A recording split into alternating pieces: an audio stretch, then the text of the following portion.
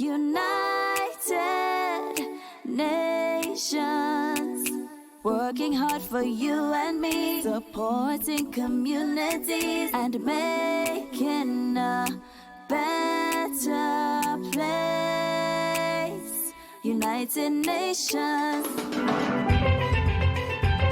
This is We the Peoples, a weekly conversation with the United Nations in Trinidad and Tobago. I'm Faine Richards. Good to be with you.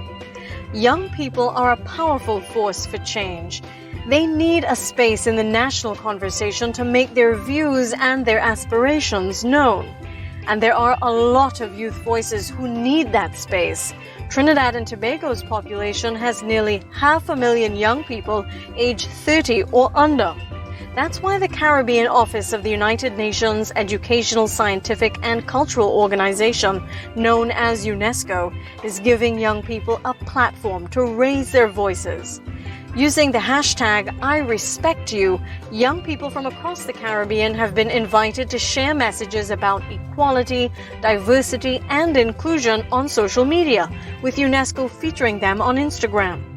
Hear from Mia, a member of the social justice student group Ignite at UE St. Augustine. Social media aids with the ease of access to information, which would then be able to help further educate people on like a particular issue. So for instance, with all the murders that were committed against women, social media is able to like amplify the information that will be put out, or like if we were to like donate to like the families, is way easier in terms of social media to like get information across to people as well as to help mobilize them.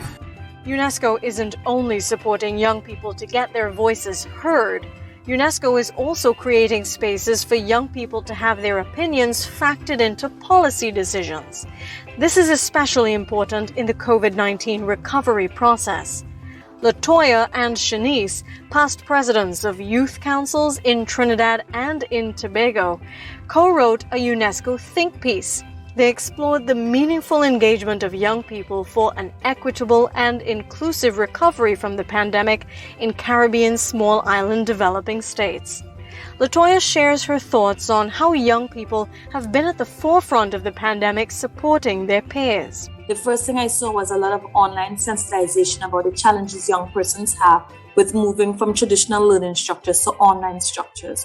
So there were a lot of online meetings, there were a lot of advocacy campaigns about how young persons could quickly adjust to this new system. And there was also a strong call for policymakers to ensure that young people could transition easily.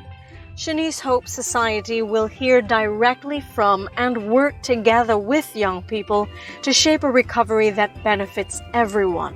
There truly needs to be buy-in and support, as well as collaboration from the public sector, the private sector, and the NGO sector as well. Working together in tandem with each other, we will be able to better respond to the various issues faced by young people and our society as a whole. We really support the changes that government made in terms of creating a Ministry of Youth Development and National Service. And this ministry really needs to have a mandate and a focus towards the youth response in COVID-19 and truly understanding the needs of young people at that level. UNESCO supports countries in the region to advance the rights of young people and build on their potential. If you would like to join UNESCO's I Respect You campaign, follow UNESCO on Instagram at UNESCO_Caribbean. Thanks for listening to this edition of We the Peoples, Conversations with the United Nations in TNT. We'll be back next week to continue exploring the UN's support for Trinidad and Tobago's development. United Nations, working hard for you and me, supporting communities and making a better place.